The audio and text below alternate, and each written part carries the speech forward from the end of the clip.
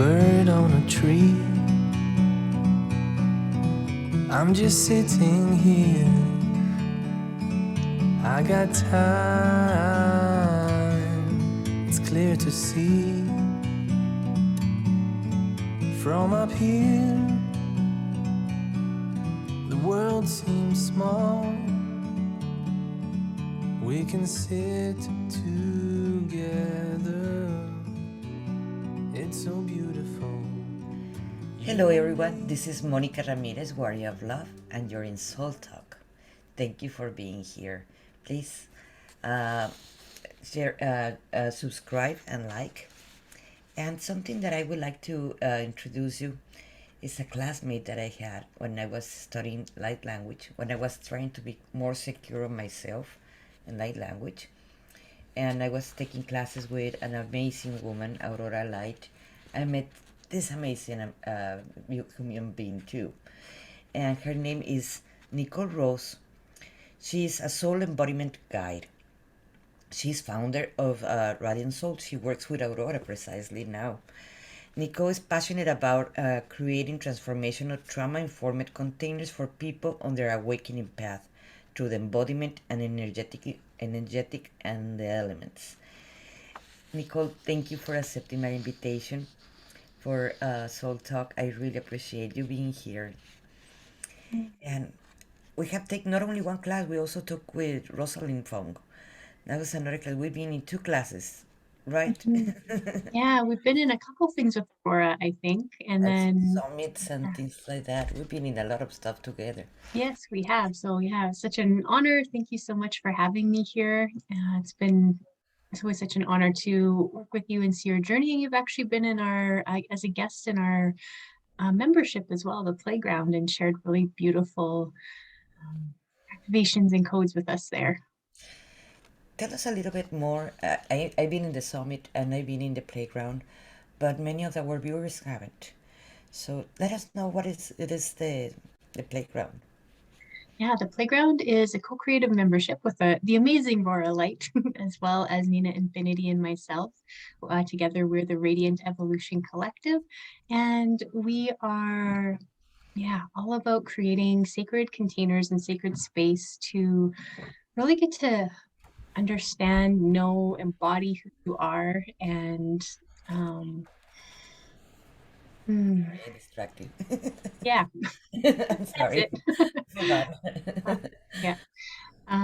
Yeah. So getting to do different ceremonies, we're all about breath, movement, sound, dance.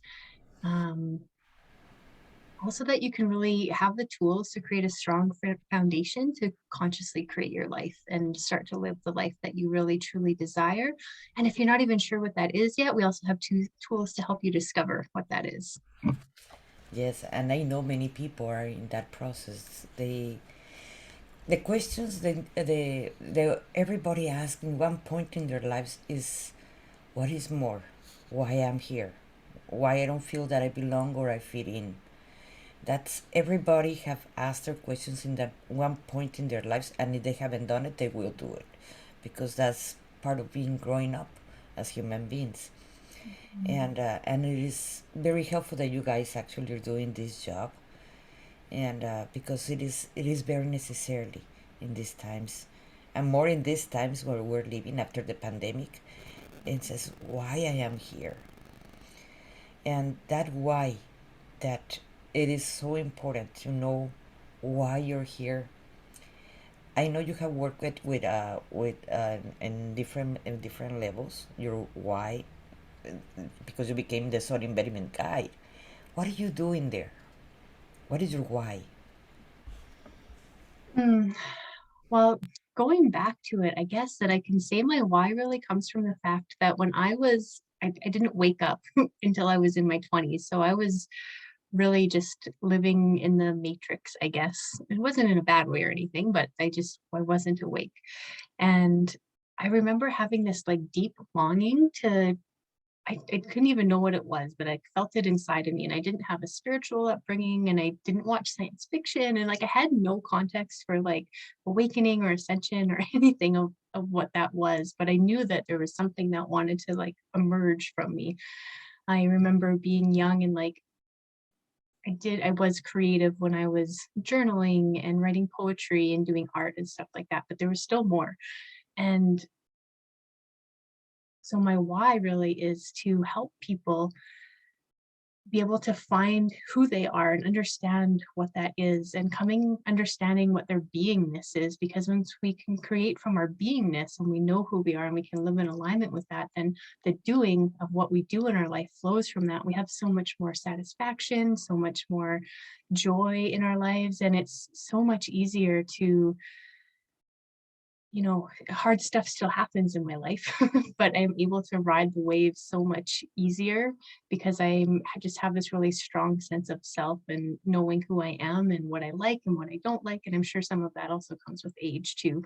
Um, and but also I know there's people that haven't done the work and are maybe older than me even, and are like, I don't know who I am. And of course there's no judgment because everyone is where they're at on their journey, but I want to be able to help people like kind of have a fast track to get to understand who they are so that they can embody their unique soul essence and undo all the programming and all the, you know, all the distortions that we've been taught here in this world. Undo all of that stuff so you can connect in with who you really are, embody your soul essence, and then share that with the world, because I believe we all came here to really authentically be ourselves, and to share with other people is so magical. And I just think of the Ram Dass quote, we're all just walking each other home, which is really such a true statement. I just really want to share my journey with people and help them so it's a little bit easier for them and they don't have to go through maybe as much struggle as I did. Oh, I think you're muted again. Oops. Yes, the awakening part, it is so different to each one of us. Yesterday I interviewed someone that she was born in a family that was already awake, and so all her life is being in that process. But many of us, we have to, even if we wake up, we went to sleep. And we wake up and we go to sleep. And there are different levels of waking up at the same time. And that is going to be forever because we're having a human experience in this time.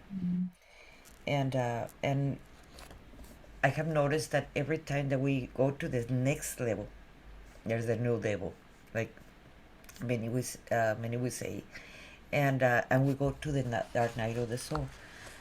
I remember that you were talking before about one of your maybe last month's awakenings, because I believe you had many since I met you.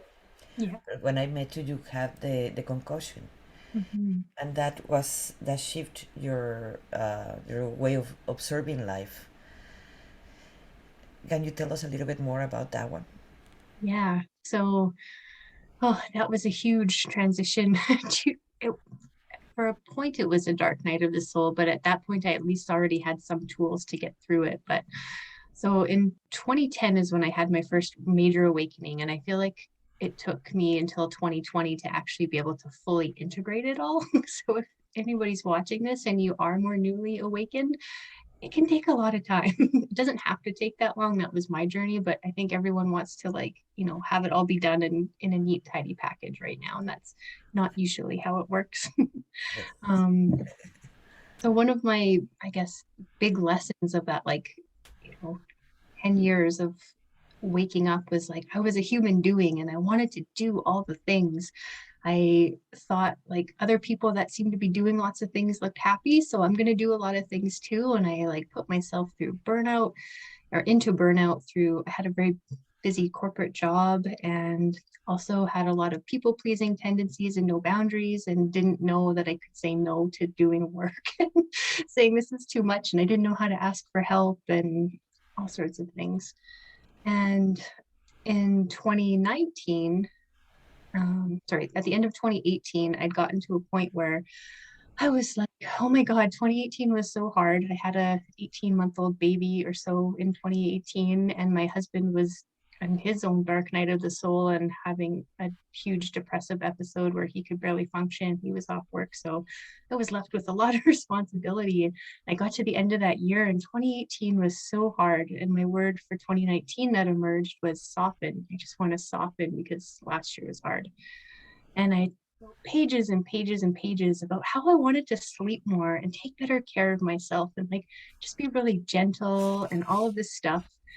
And it was really beautiful that I did all that. I was in a super aligned space as I wrote all of that stuff. And then in the beginning of 2019, when I went back to work and just got back in the normal swing of things after like Christmas holidays, I was not doing any of the things that I said I wanted to do. I didn't know how to soften. I knew that I wanted to do it, but I didn't know how. So I was just living my regular life again. And like it's springtime, I was starting to feel like kind of okay again. And my husband was doing a little bit better again. And I ended up getting some sort of like really just bad virus and ended up going to work for like 3 weeks being super sick, where I was like coughing up a lung and it was really bad. I didn't allow myself to take any time because I couldn't do it because they couldn't function without me, I told myself. And so I got through that. The day that I started to feel better from that, I put my, I was shutting off the lamp, I was trying to do it while I was also holding a backpack. So it was too, like, I didn't want to put it down. So I was balancing and I ended up standing up as fast as I could with all my might so that I would like kind of counterbalance the weight of the backpack that I was also holding while I was doing this. And as I stood up, I hit the back of my head right here so hard, and it knocked me not out, but knocked me to the ground. And I immediately started shaking, and I just kind of laughed it off because I was like, oh, well, that was really dumb that I just did that. And I'm like, okay, well, I kind of let myself shake a little bit and then went to bed and felt kind of weird. I didn't have to work later until the next day, and I went to work and like, I feel kind of off, but I don't know.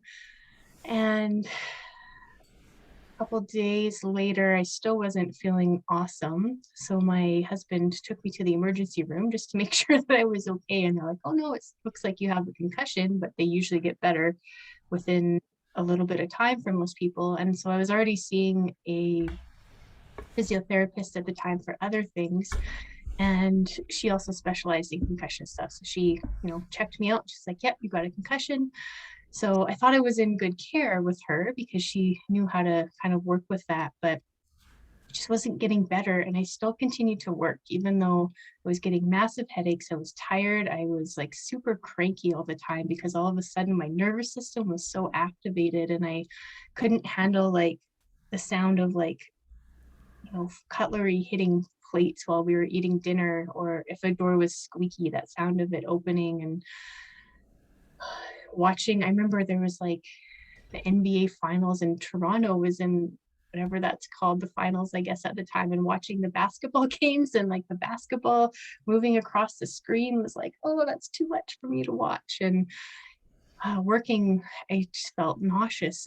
But yet I'm like, oh, it's just going to get better. So after 6 weeks of it not getting better and having to spend a ton of time in bed and still trying to work and do all the things, I'm like, oh, okay. I'm getting the message. So there's a smack upside my head to actually soften. So all those pages and pages and pages that I wrote about wanting to sleep more, that's what I manifested in my life.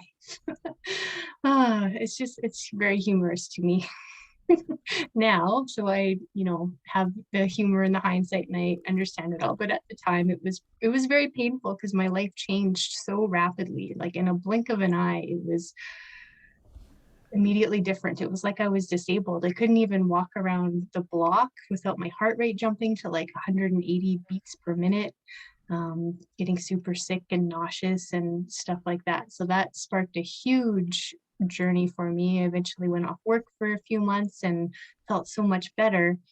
And when I went back to work, I wasn't kind of regressed quite a little bit because I still hadn't actually healed what was happening in my brain. I was just able to calm my nervous system a little bit for those few months and struggled through trying to get back to work full time while being mom to a busy 3-year-old at the time, and yeah, just trying to reclaim some of my former life that just changed in an instant. But really, it was also such a blessing in disguise because it led me to eventually be able to leave my job, and just by good timing and synchronicity, and also the support of the universe and all of that stuff, they were happening to be giving away severance packages. And because I'd been at my job for so long, I had basically a year's salary that I was given, and it seemed like the perfect opportunity to I kept hearing the song. You get intuitive downloads through music sometimes. I kept hearing the song, "Take the money and run." So I did, and I had the beautiful opportunity to spend a whole year being able to heal, minus the few months where when I left my job was April of 2020. So there was a couple months when I couldn't put my daughter in daycare. And it was also like, oh, should I be leaving my job right now when a pandemic is starting? I don't even know what that means, but nope, I should. It's going to be a good time to leave. And yeah, the amount of learning and growth was, I can't even put it all into words. I really was able to take the time and have the opportunity and the resources and the support to become a human being instead of a human doing, and just allowed myself to soften, and along the way unwind a lot of trauma and do a lot of self-healing and learn how to regulate my nervous system and really take care of myself so that I could show up in the world. And I always knew I kind of wanted to do something, but I don't know if I would have ever left my job if that never happened, because it was a well-paying job, benefits, and lots of vacation and all of those good things that I couldn't, in my right mind, just leave with out having a, solid kind of steady income. And so it was such a beautiful, synchronicity, I guess, the way all things worked out. And yeah, it's propelled me into working with Aurora Light, who we talked about earlier, supporting her in her business. And I'm also building my coaching business, my facilitation business. We work with the playground as well. And yeah, it's just, my life is so different. I knew that this is where I was going, but it's so great to actually be here now. And I know it's going to just continue to grow and evolve and get even better. It is funny how when we ask, they give it to us, because probably you were tired of that job and you have asked to the universe. So if we don't get it in one way, they're gonna force us to do what is the best and the highest good for us. And and it happened. And it happened. Maybe you were too afraid to leave your job, so the concussion actually helped you to actually, you were forced to leave your job, and that security, and have security to the universe. And that was actually something good that happened. Of course, when it's happening, it doesn't feel nice. It feels scary. It is, we're getting out of our comfortable zone, so that doesn't make it so easy. Mm-hmm. And yes, and how do you? I know you and Aurora used to work together before in the hula hoop dancing, right? Yes. Yeah, that's how we met, actually, and Nina as well. So um yeah, in 2008 I started hula hooping, and it was the first time I did it, I was like, oh my God, I love this. This is what I need to do. So it's, for anybody that hasn't seen it, it's not just like doing some hula hooping around your waist. We can manipulate the hula hoop all around our bodies, and it's a beautiful dance and meditative practice. It's super fun. It like hits all the check boxes of things. It supports you mind, body, heart, and soul. Once you're able to do it, you can get into this beautiful flow state and really just drop into presence. And there's so much energy happening with like being inside the circle as well. And hooping community is really beautiful. So made so many friends, and Aurora and I and Nina used to all teach and run or retreats as well in the past too. And can you explain us a little bit in what area spiritually help you, that beside of playing, that going back to our childhood, going back to being that a kid without being afraid, without just enjoying it.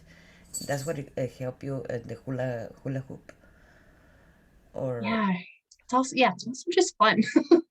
Um, I don't remember even hula hooping very much as a kid. I don't know if I ever did or not, but as an adult, it was such a fun way to have fun in life. And I think, once I had the concussion, I also couldn't hula hoop anymore. And that was really, really devastating also, because that's another thing I didn't mention, is that I didn't know if I'd ever recover from the concussion. Once you have post-concussion syndrome, if the symptoms last longer than 6 weeks, it could be anywhere from, a couple months to years and years, or you could never recover. And that's what thankfully I did. um, that's what but they told me about the lupus. That the lupus was gonna kill me, and no only one doctor, about 4 or 5 doctors, and in different places, and now I am healed. I The medical industry, it is a business for them. It is a business for them because we continue seeing them, we continue paying them, the insurance companies, and the medicines, the all the analysis and everything they do. It is a business for them. So they don't want, actually, they're not there to heal anyone, just to maintain them. So like that, they can continue going to see the doctor. That's how it's been my experience with the medical industry. And since I stopped everything, I got healed. I haven't had any flare up. And of course, you have to do the inner work that you've been doing too. mhm. Yeah, it was so many different things that um, resulted in my healing. Like having the time off to not have to work was huge. Um, Probably took, I think, about 6 months off completely before I did really anything. Um, Maybe it wasn't that much. I can't remember now. Time is weird, but yeah, all the different things, having the ability to go through and like all the different past life things and Akashic things that were like preventing me from healing. And there was, emotional things. Like there was just so many different levels of healing that were required to get through that. And I was starting to feel better and feel better. And then last summer, I think I'm feeling good enough that I could go to a music festival, which would be like unheard of for me prior to that. And loud music, electronic music festivals, usually the music goes till like 3 a.m. or 6 a.m. sometimes, and so it's up very late, the loud people, all the things. And I went, and I was the moment that I'm like, yes, I can declare that I'm healed from this, is when I was on the dance floor. It was night times, there was tons of like lights flashing and stuff like that, and I was using an LED hula hoop, which has LED lights in it, so it's looks very cool at nighttime. And it was spinning all around me. The music was loud, people were everywhere, and I felt completely fine doing that. I was like, yes, that's like the maximum like stimulation environment that I could be in right now, and having it move around my body, and I can handle this. So such a great feeling to know that I got to that point where I could overcome that after all of the yeah all of the work, like the loss of identity, all of the acceptance of that it happened for a reason. And but getting to that point took a while. So yeah, Yes. it's a beautiful gift. How do you work with people one on one? So my main structure that I use when I work one-on-one is with the elements, the elemental forces of creation. And I just love the elements because, like, literally, if you have a problem, there's an element for that. There's something that the elements can teach you. They really encompass all of creation. So earth is the physical realm, it's our body, it's our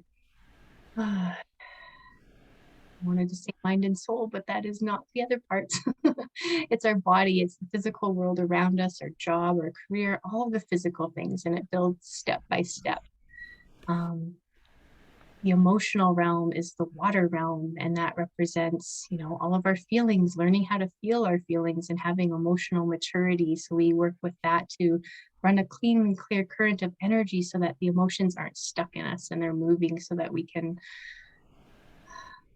just not get stuck in things. And eventually you can almost learn to not have from the little day-to-day stuff, at least anyways, to not have like traumas happen, because you can learn how to process things as they're happening. And of course, that's not always true, because there's some pretty horrendous things that happen on the earth. And I'm definitely not speaking to those big things, but being able to manage your emotions and work with that is so powerful. And also water is also the realm of like your inner child and play and having fun and love. So there's so much fun to infuse all of that into things.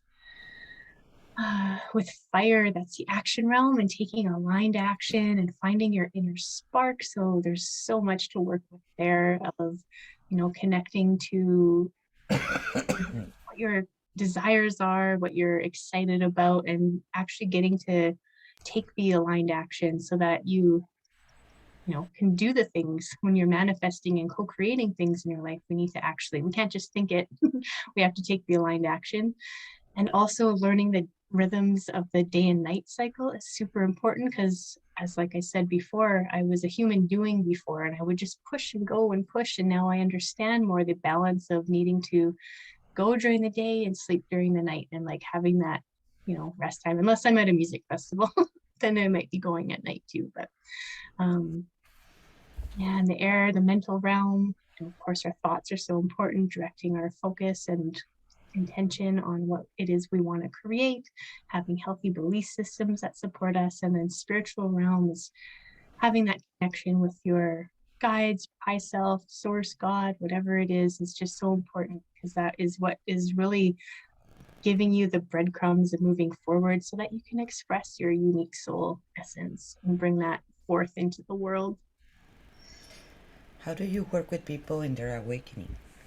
That's something that there are thousands of ways, because there are many symptoms. There are the physical, there are the emotional, there are the spiritual. There are many ways that we all feel it at the same time when we're awakening. We're awake, Mm-hmm. and each person has different traumas and different memories, different everything. So for each one of us, it is different. Our awake. Some people, Mm-hmm. they were born and they were never asleep, and or they become aware, and some people, even they're awake, they're still not aware of what is going on, of how many awakenings they have in a row. There comes another one. So Mm-hmm. how do you work with people when they're in just waking up? Yeah. Well, I would say that I often, always check in with the heart and see what's in front of us right now in this moment, what's present to work with. And, if something's coming up, often just holding space for people to just feel it and recognize it and um, come to their own awarenesses through asking really good questions is really powerful to support them in, knowing what they need to do. Sometimes there's a little bit more level of education as somebody is really new to the awakening journey, and sharing like tips on how to manage your energy and work with different things like the Taurus field. And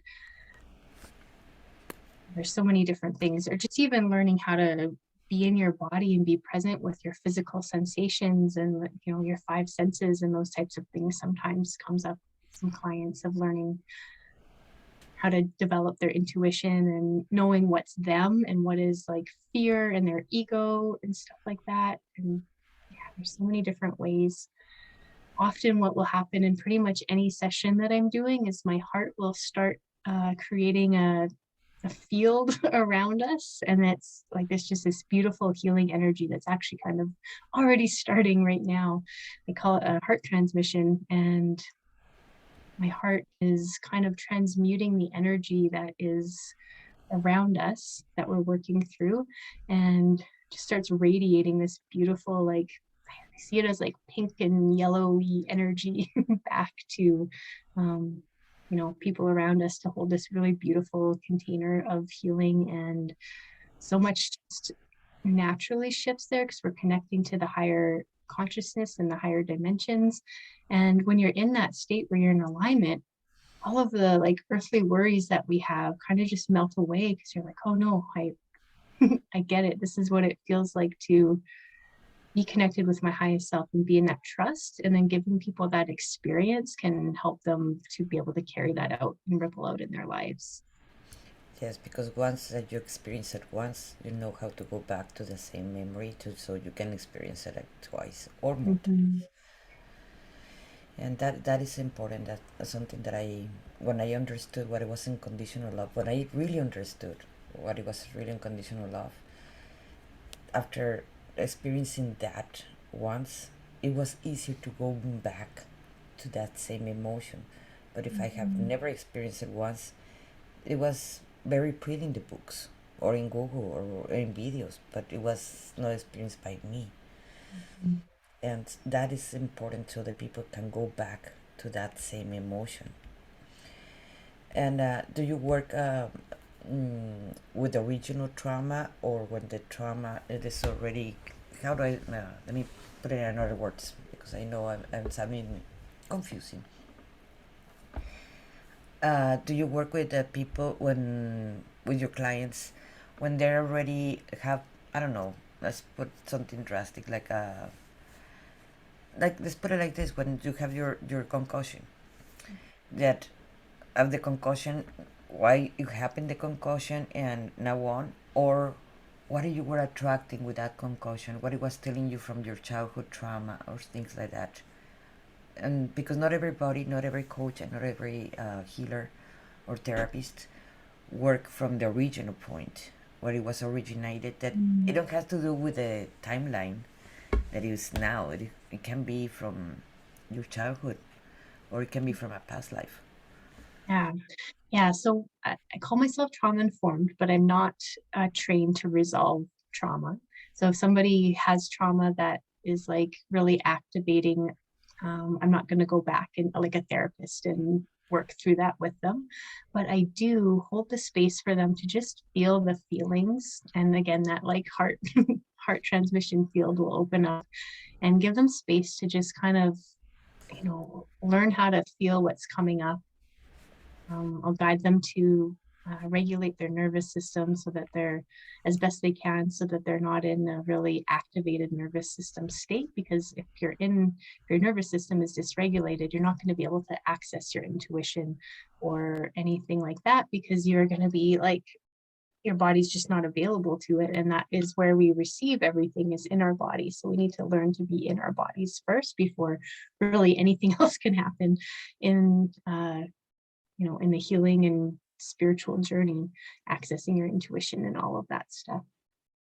So I would, though, yeah, hold space for them to explore, like, what is coming up with you, right? What's coming up for you right now? We'll go into that space and let them find the answers themselves so that they can see maybe what the gifts in the situation were, or if we need to like just let them hold space for maybe there is anger and frustration and those types of feelings about it. Hold space for that, because all the feelings are valid. And trauma happens with the little t traumas, I call them, because we aren't able to process what's happening right now. And such a common thing in life is not being allowed to feel your feelings and being told, oh, just be happy, be grateful. And like, yes, you can be happy and grateful, and you can also feel fucking angry about it too, right? If something happens, we can hold it all. And that's this beautiful, like, wholeness, embodying wholeness, that I've learned through the elements, as well as making a bigger container to hold all of the things, the whole experience of life, and not judging things as good or bad, but just seeing it as it, all the whole experience. That's why we're here, to have the whole human experience. Yes, I do agree. And do you still do light language with Aurora, or by yourself? We started. Well, I started trusting myself with her, but that doesn't mean I don't do it anymore. Of course, I do it, and I do it to my meditations and my healings. But do you still do it? I do. I don't use it a ton, but she also was the person that made me feel comfortable. I was actually working with her as my one-on-one coach at the time, and I'm like, oh, it's just like coming out, and so fun to be able to learn, or not even learn, I guess. It's a memory of just allowing and being feeling safe enough to let it emerge and not judge it, and just play and have fun with it, just like I do with the hula hoops. I believe that's the hardest part when we are judging. That's what gets us stuck. When we're judging ourselves or others, because in that moment, that's when we actually stop growing.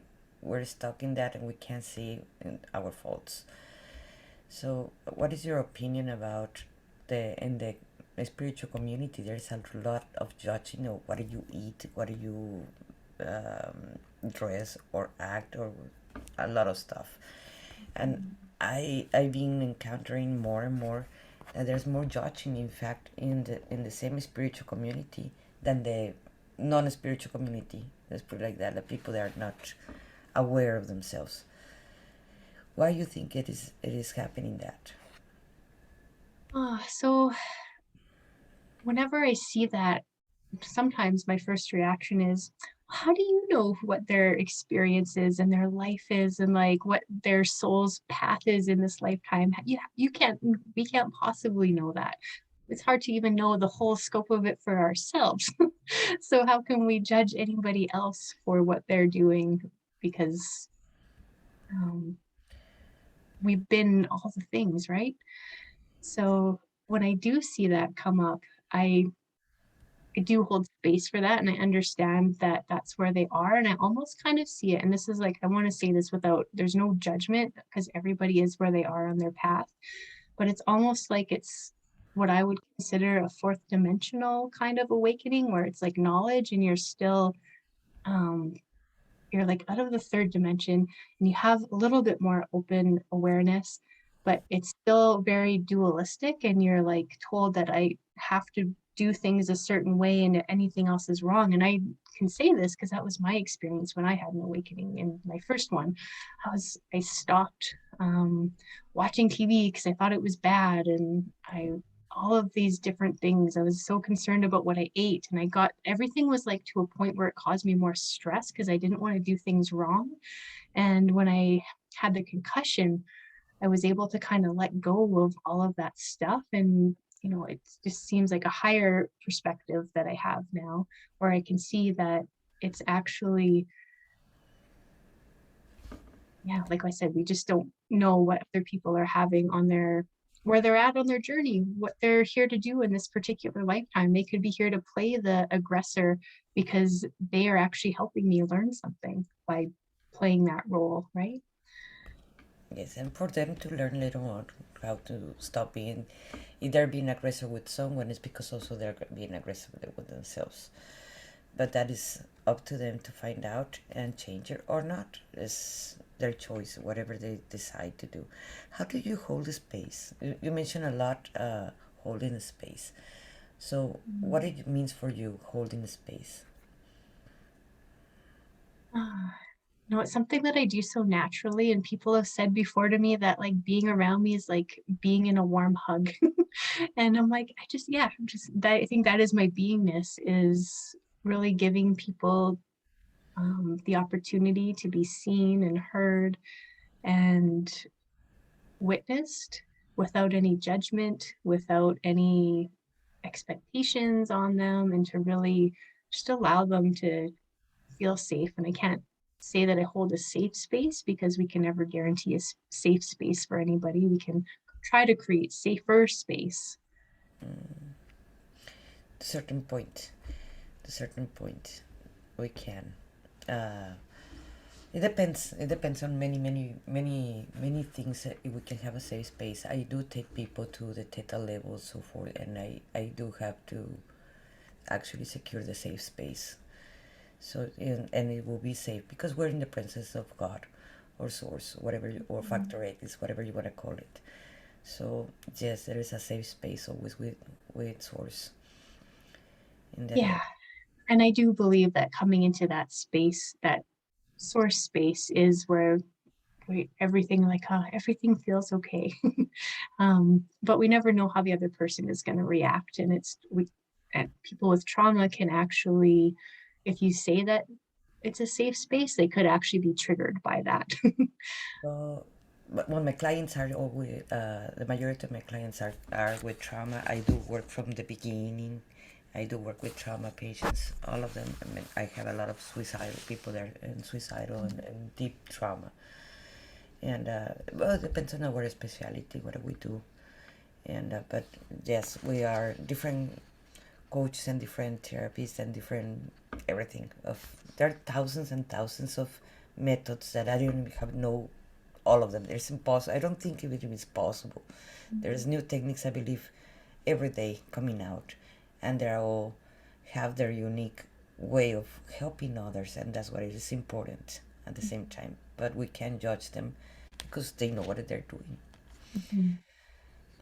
And well, I wanted to ask you about just about the rabbit holes. The rabbit holes, there's been yes, in the spiritual community there's a lot of rabbit holes. Those are the conspiracy theories that I believe they were very very necessary when we're waking up. As the government is doing this, the these are doing that, or the church or the elite or the cabal or whatever. They're, and I call them those rabbit holes because you can dig in each one and there's not fun. There's, you're never gonna get to the bottom ever. And it's your choice, is the choice of each person to go into one or not, or go deep, get there. It's like, oh, okay, there's nothing for me here, and get out also at the same time. So it depends on the choice of each person. But that was very helpful for the people when they're waking up, because I believe many people wake up with that fear of someone is there to get them. And it can be the government, church, or programs, or whatever it is. And that's our ego talking only.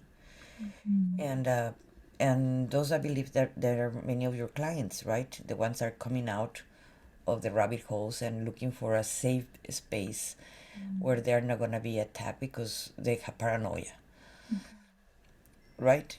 Mhm. How do you work with them in that way? Because they have a big paranoia. Yeah. So again, that's kind of coming back to what I was saying before. And I also had that experience where I dabbled in that, but there's also way less information and stuff like that in 2010 compared to like the amount of conspiracy theories that there are now. But it's like coming into that awakening into the level of knowledge and looking for information and looking outside of yourself. And because once you're in your awakening process, you're awakening and you probably have been taught to look outside of yourself for answers, and you don't necessarily know how to come into your heart and find the answers and connect with spirit and source and find them within you.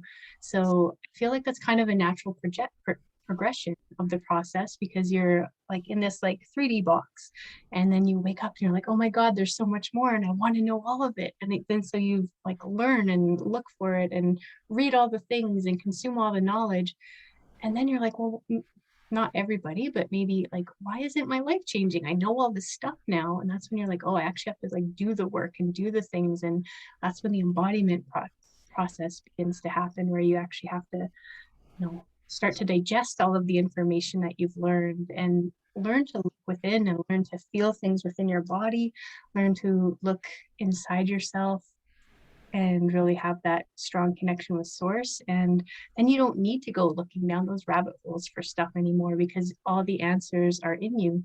And it doesn't mean that you don't need support and help. I still work with coaches and get support and stuff like that, but it's from a much more empowered place now, where I can have somebody just kind of show me my blind spots, but I know how to look within and trust myself to be able to get the answers that I need.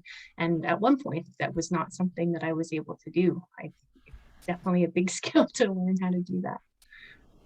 Yes, that is true. And just when you're trying to show, sometimes I have learned, and many of the times when I'm showing one of my clients their blind spots, I find out that, oh, they're my blind spots too, and that's why I can see them.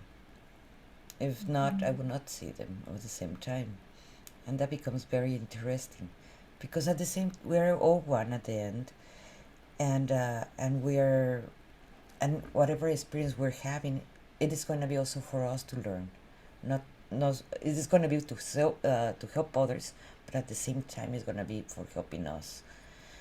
And I have done this with art, and also when I was teaching art, and when I was now that I'm teaching coaching and transformation, and that has been very very interesting. I was reading here in your bio that you sent me that you work with Gaia. How do you work with Gaia and the elements, or they're separately?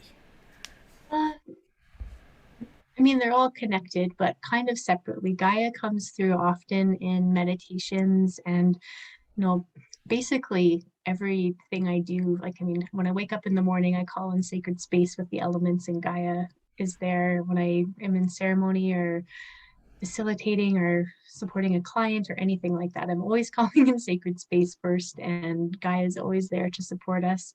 I've She often will, I can feel her energy rising up and holding space for us, like holding us like this, or I root down into her, connecting with source as well. But connecting that connection with Gaia is just so, it's really what helps keep me rooted and grounded and be able to navigate all this times with all this wild energy um, flowing in. And she comes through sometimes in my dance journeys that I share. I'm an ecstatic dance facilitator as well, which I didn't fully speak into, but she'll come through. And, in one of them, we actually did like a slow dance together, and it was very fun.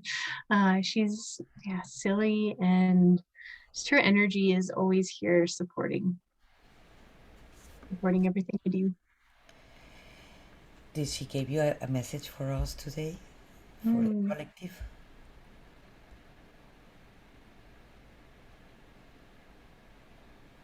This is one that came through a little while ago, but it's still relevant. So I'm going to share this one. She's saying, this was actually when, the war in Ukraine and Russia broke out, and I was having a really hard time just under dealing with the comprehension of war in the world. And I was asking Gaia, I'm like, Gaia, how do you hold this all? She said, I don't, my dear. I turn it into light. It's not your job to hold it all. It's your job to feel it and to send it to me, and I will take care of it. I'll compost it and send it back to you. You don't need to hold it all. And that's why everything feels so heavy. That is true. Everything. Mm. Do you have something else that you would like to add?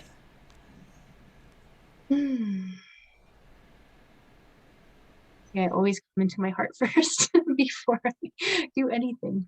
Um, Oh, that was such a really beautiful, fun conversation to have. And it was really fun to see how I answered the questions, actually. So Why? What? I can't hear you again. Oh, now you're back. Oh, I, I don't know. This time I did not know. Oh, my internet. That's what I said. Oh, okay. Do you have any program right now that you're coaching and groups or one-on-one, so like that? You can let us know, so like that more people might be interested. Yeah, so you're always welcome to join us in our Playground membership. It's Playground for Conscious Creators, and I'll make sure to share the link with Monica so she can post that for you, where we have monthly ceremony, embodiment practices, and you get to work with all this beautiful energy that I've been talking about, lots of meditations and all sorts of different things. You can also work with me for elemental forces of creation, oracle card readings, as well as coaching with the elements. And I also offer heart and soul journey sessions as well, which is really like that process I talked about, where we get into that beautiful heart space and work through issues and do some energy healing and moving some energy. And there's opportunities as well to come into the Creation Coach program with Aurora and I. So that's to be a creation coach working and transformational facilitator working with the elemental forces of creation. And we'll also be doing a oracle card reading certification. So her and I redesigned a oracle card deck, which is so magical. And there'll be opportunity to take the training for that, as well as a conscious dance facilitation training that's coming up in the fall time this year. So the best way to stay connected with all of this is to connect with me on Instagram at _radiant soul Nicole, and you'll be able to stay connected with all my offers there. And I will be offering in the description. You're gonna have her information, so like that you can contact her for any questions you have, or you wanna register in with them in the playground. And it is fun to be there, so you will like it. And there's very beautiful community in there too. Mm-hmm. Yes, there is. Today we actually had a ceremony of blossoming into essence expression where we got to really come into the body. We very sensually, with all of our senses, ate a piece of, I had watermelon, Aurora had an orange, Nina had chocolate, and we were really, taking like our whole beingness into the process, and then allowed ourselves to express our beingness after we really got deep into the body and share our essence expression. Fun. That is beautiful. Thank you for being here, Nicole. I really appreciate that you accepting my invitation, and thank you for you being watching this this podcast, Soul Talk. And if this resonates with you, please share it with your friends and click like. I will appreciate that, and subscribe. And thank you so much. And this is Monica Ramirez, Warrior of Love, and thank you for being in Soul Talk. Thank you so much for having me. This was so fun. Thank you. The great outdoors, forever free.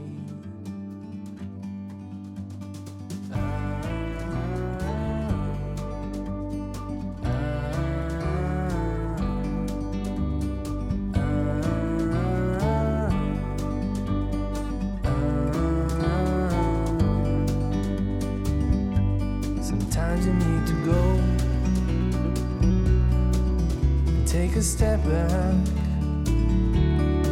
to see the truth around you. From a distance you can tell.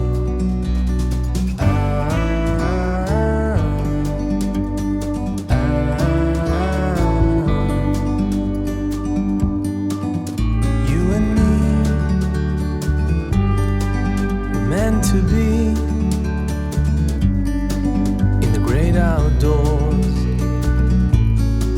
forever free.